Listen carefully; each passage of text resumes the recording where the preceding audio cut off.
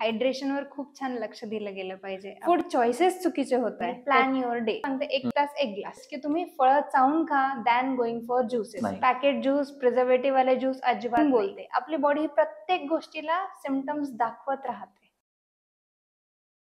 तोंडावरती पिंपल्स आलेत, वजन वाढतंय, वजन कमी होत नाहीये, केस गळती होते, असे भरपूर सारे प्रॉब्लेम्स आपल्याला येतात आणि याचं कारण असतं आपण काय अन्न ग्रहण करतो ते.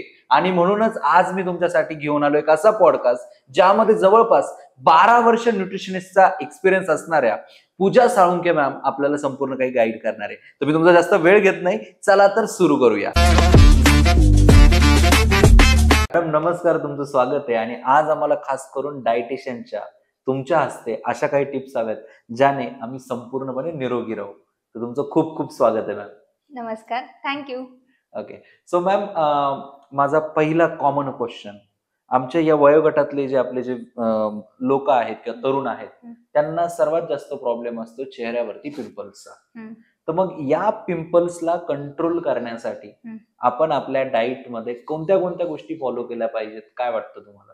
ओके, आपण सगळ्यात आधी हायड्रेशनवर खूप छान लक्ष दिलं गेलं पाहिजे. आपण खूप सारं धावपळीत, रात्री जागरण, हे सगळं जे काही लाईफस्टाईल आपण फॉलो करतोय त्याच्याने आपली गट म्हणजे आपण जे काही खातोय आपलं गट सेन्सिटिव्ह होत आहे. त्याच्यामुळे आपण डायजेशन नीट करत नाही. भले आपण ऑर्गॅनिक खातोय पण डायजेस्ट करायला आपण तितकासा वेळ देत नाही. आपण खूप साऱ्या गोष्टी चुकीच्या पद्धतीने खातो आहे. फूड कॉम्बिनेशन चुकीचे होत आहे किंवा फूड चॉईसेस चुकीचे होत आहे. त्याच्यामुळे आपलं गट सेन्सिटिव्ह होत आहे, ज्याच्यामुळे इम्प्युरिटीज बॉडीमध्ये वाढल्या की ते कुठून ना कुठून बाहेर निघणारे अल्टिमेटली त्या स्किन मधनं बाहेर निघतात. बरोबर. जर आपण व्यवस्थित हायड्रेशन ठेवलं तर एक माध्यम मिळून जातं की बाहेर निघायला, पण सध्या तर आपण हायड्रेशनकडे सध्या लक्ष देत नाहीये. त्याच्यामुळे पिंपल्स हे येतात. पण हायड्रेशन, प्रॉपर न्यूट्रिशन या गोष्टी आपण बॅलन्स केल्या आणि सगळ्यात महत्वाचं रेस्ट पण तितकाच महत्वाचा आहे जितकं न्यूट्रिशनल इनटेक. बरोबर. पण आता आजकालच्या मुलांना रात्रभर चॅटिंग करायची असते, काहींना तर अभ्यासही असतो, चॅटिंग व्यतिरिक्त काहींना अभ्यासही असतो.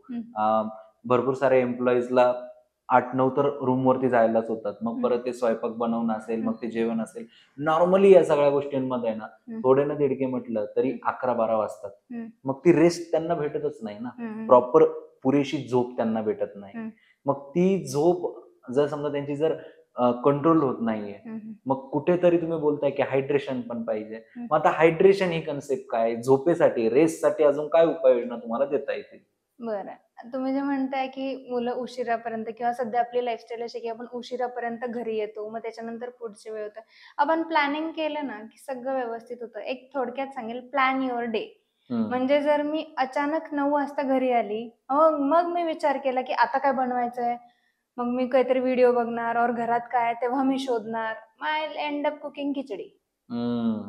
जर मला ऍडव्हान्स मध्ये माहितीये की आज मला ही डाळ करायची तर मी ती भिजत घालून जाईल और मी काहीतरी कुकिंग प्रिपरेशन्स करून जाईल. म्हणजे आल्यानंतर ते माझा अर्धा तासात रेडी होऊन मी टाइमात मॅनेज होतंय माझं सगळं. म्हणून प्लॅन युअर डे.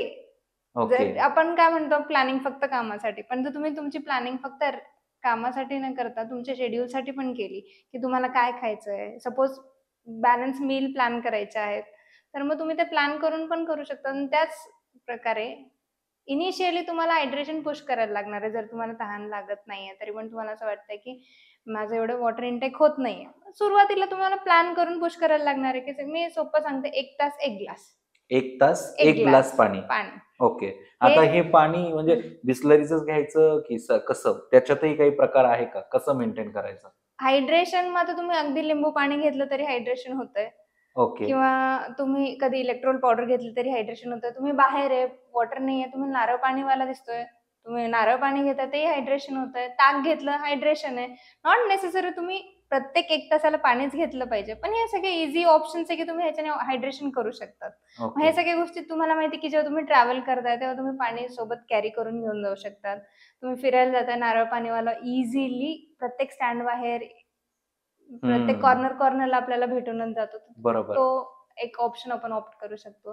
तर जर ह्याच आपल्याला माहिती की प्लॅनिंगने जर आपण गेलं तर even cooking, nutritionally balance meal is possible आणि हायड्रेशन इज ऑल्सो पॉसिबल. तर प्लॅन युअर डे. ओके.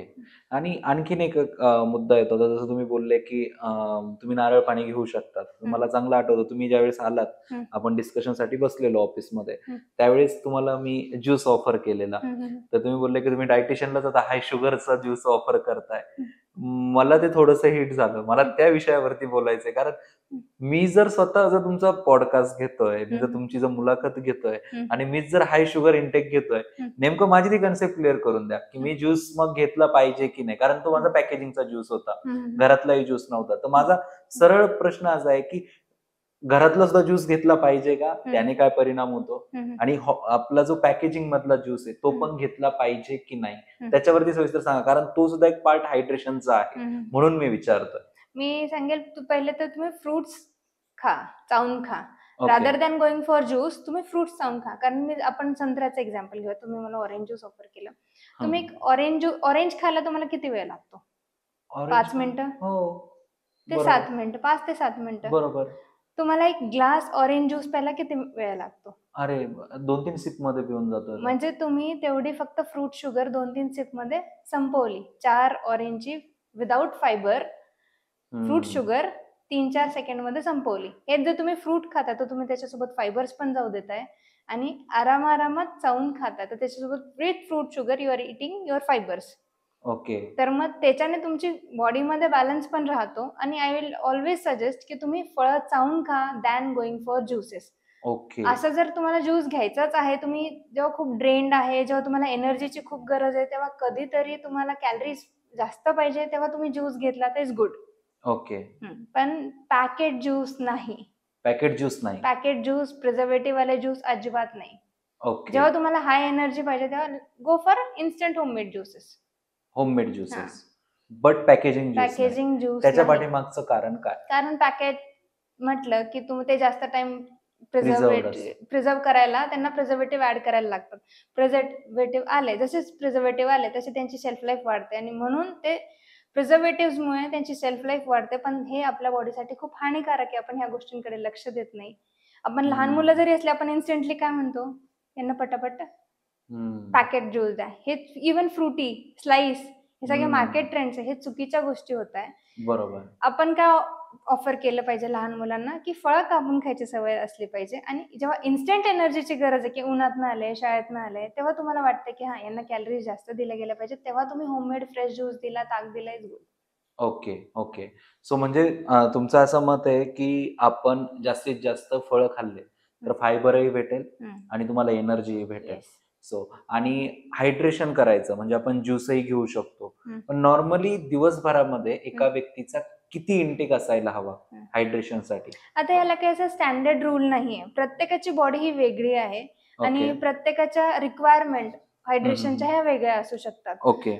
आता तुम्ही जेव्हा शॉर्ट इंटरव्हलमध्ये थोड्या-थोड्या वेळाने पाणी पितात, तेव्हा तुमची बॉडी सेल्स व्यवस्थित हायड्रेटेड राहतात. बरोबर. म्हणून मी तुम्हाला एक सोपं सांगितलं 1 तास 1 ग्लास ह्या इंटेन्शनने आपलं हायड्रेशन असलं पाहिजे.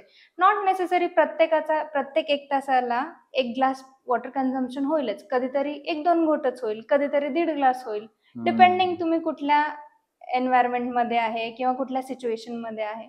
तर जर 1-2 शॉर्ट इंटरव्हलमध्ये जेवढं वॉटर इनटेक तुम्ही करू शकता दॅट इज युअर रिक्वायरमेंट आणि तुमची युरिन ही खूप जास्त येलो नसावी, ऑरेंज नसावी किंवा फ्रिक्वेंट युरिन इन्फेक्शन्स नसावे. हायड्रेशन चांगलं आहे हे अल्टिमेटली तुमची स्किन बोलते. आपली बॉडी ही प्रत्येक गोष्टीला सिम्प्टम्स दाखवत राहते. ओके. वेल हायड्रेटेड स्किन ही दिसते. Okay. Thank you so much ma'am. तुम्ही थँक यू, वेळ थँक दिलात यू, आणि संपूर्ण गाईडन्स दिला थँक यू. त्याबद्दल.